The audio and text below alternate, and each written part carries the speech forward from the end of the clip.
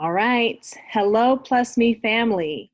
Welcome back to the Our Stories Matter Feature Friday segment, where we conduct interviews with community members and center the conversation around a particular theme. Interview questions for Feature Friday are reflected in the Wisdom Wednesday questions that you receive each and every week. This week, your journaling activities have all focused on your characters or the people who have impacted your life.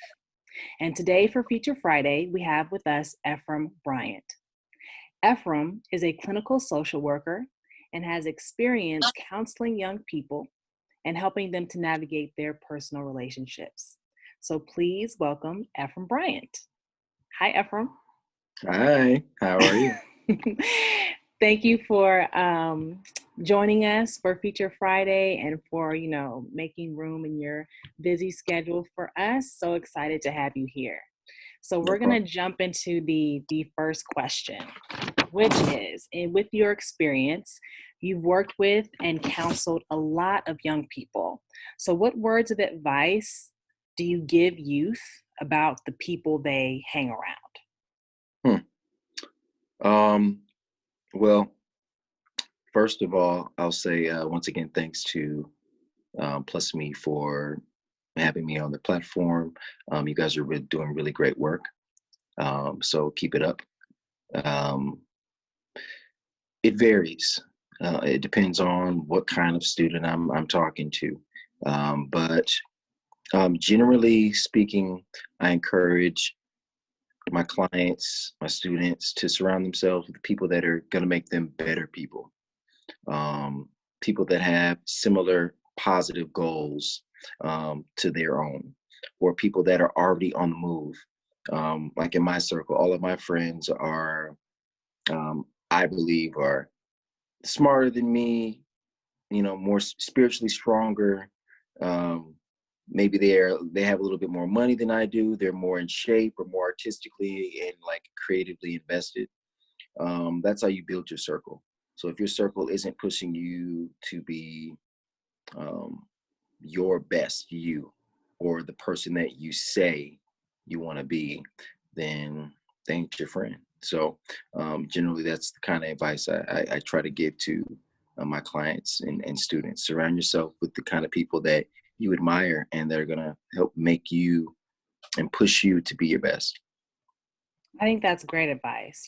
People often talk about negative peer pressure, but there's also such thing as positive peer pressure, where our Right. circle can push us in the right direction. Right. Call them accountability partners. Accountability partners. Yes, I love that term. And for you personally, what are like the top, I don't know, maybe three qualities that you look for in a friend? I mean, I kind of mentioned it in the first question, but I guess I would say, I'm a genuinely friendly person. It's not hard for me to be a friend to someone, but for you to be my friend, I have to be able to trust you. Mhm. Loyalty is key, but more important than loyalty is trustworthiness and honesty. You got to be able to um, call me on my BS with love. Um, I look for like-minded interests. I look for integrity, people that keep their word. Um, I like someone that can make me laugh, someone that doesn't take themselves too seriously. Feels like this is I'm running down like qualities for a dating app or something like that, but it's you know, friend, girlfriend, relationship, all a lot of those things kind of have similar qualifications for me. If you can kind of meet those criteria, then you're on your way to being a good candidate for friendship. I think so too. Now, we talked a lot about um, positive peer pressure. How do and you mentioned this in like the first answer, but if you can elaborate on how do you identify a toxic friendship? So we already know, or relationship just in general. So you already mentioned like someone who isn't pushing you to become your best. What other red flags should people look out for? Um, Dishonesty, Mm. someone that is not able to keep their word with you, um, someone that you find yourself. Uh, I think that there's an intuition, or there's a knowing when it comes to who you're surrounding yourself around, and if you're not getting the best vibe um, from that person's energy. I'm a big energy person, so that's usually an indicator, like a nonverbal indicator for me, that something may not be um, in the best service to my growth, or toxic, as is the poppin' term right now: toxic relationship, toxic friendships, and all of that stuff. But that's one thing. Um, I would say how I see that person treat other people Mhm. will indicate to me whether it's toxic, because you don't necessarily have to be displaying um, destructive behaviors towards me. I'm looking at how you treat other people. Right. Um, and those are things that I look out for. Not to say that you're everybody's going to have the same kind of relationship with each person that they encounter, because you may have your reasons for not being on the strongest terms with somebody else.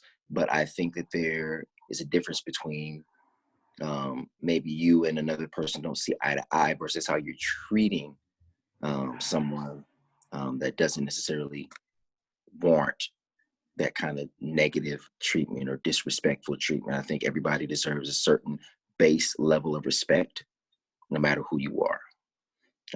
So if I don't see that quality, um, Got you. No, thank you. I appreciate all those red flags, and I think one for me um, has to do with jealousy. Um, it's something that my sorry, mother always talked about. And if I have a friend that you feel is jealous of you or jealous of your accomplishments, that's someone that you might need to look out for, right? Because they're not really celebrating yes, you, they're envying your accomplishments, and that's not the type of energy that you need. Um, 100%. Moving on to the next question. In our life, we play multiple roles, whether we're, a sister, a friend, an athlete. Um, what role do you feel most comfortable and uncomfortable with? The role of friend is pretty comfortable for me. I think I'm a natural. Um, I like to think I'm a good friend. Mhm. You have to ask my circle to confirm, but I like to believe that I'm a good friend, and that's comfortable with me. Comfortable to me. I'm good. I am at ease when I am fielding the concerns of those that I care about.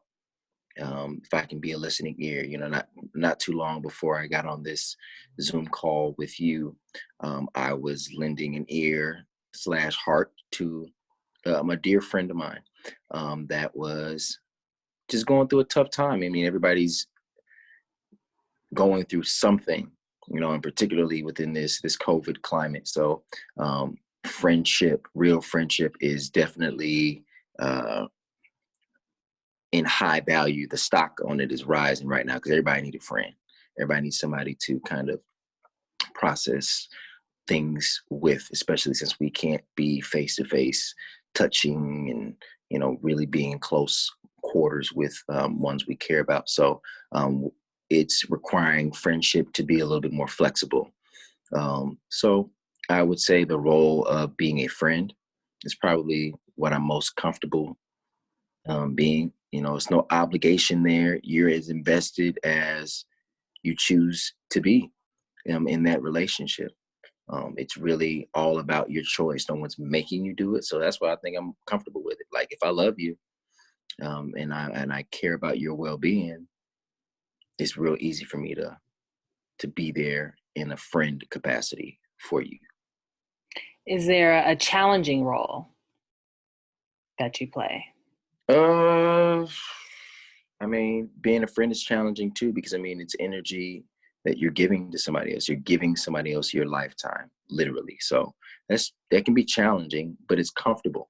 Hmm. Um, I guess in terms of something that's uncomfortable, uh, probably in the role of business when I'm handling business, because I feel like I have to be a lot more shrewd. Um, it is, you sometimes you have to be an asshole in business because nobody is your friend in business. You're not there to trust anybody. It's really all about either you deliver on what you say or you don't. So that can be a little more uncomfortable for me because it requires me to pull out my fangs and my claws and my armor. And when it's a lot easier for me to just shed all of that and be me. Hmm. Right. So that's probably the most uncomfortable role.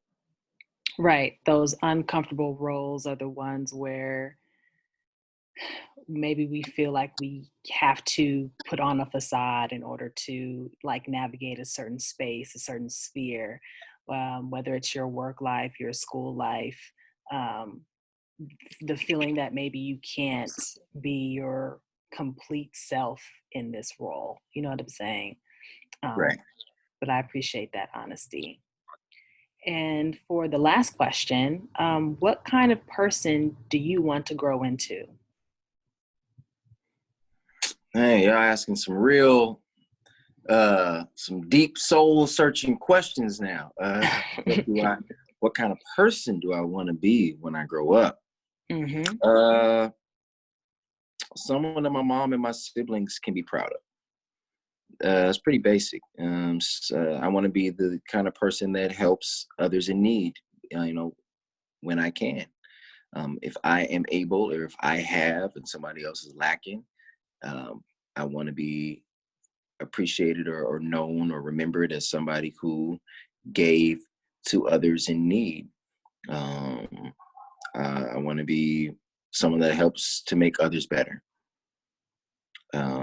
Someone that helps to free others from their self-imposed prisons and restrictions, whatever they may be. I was having a conversation about this with uh, my girlfriend about the kind of person that I wanted to be, and I keep going back to like Will Smith. We were looking at an interview um, that Will was having with uh, his wife Jada on. I guess it was on the Red Table talking. And he was talking about wanting to help people to actualize their highest self, actualize themselves, so that they can really understand what it means to be free. Not free because you're rich, but free because you recognize fully who you are, and that you've learned to embrace all that comes with that. Um, I think that that's the kind of person I am. I want to be a catalyst for those kinds of aha moments where it's like, man, okay, I didn't even recognize that about me, or I am enough.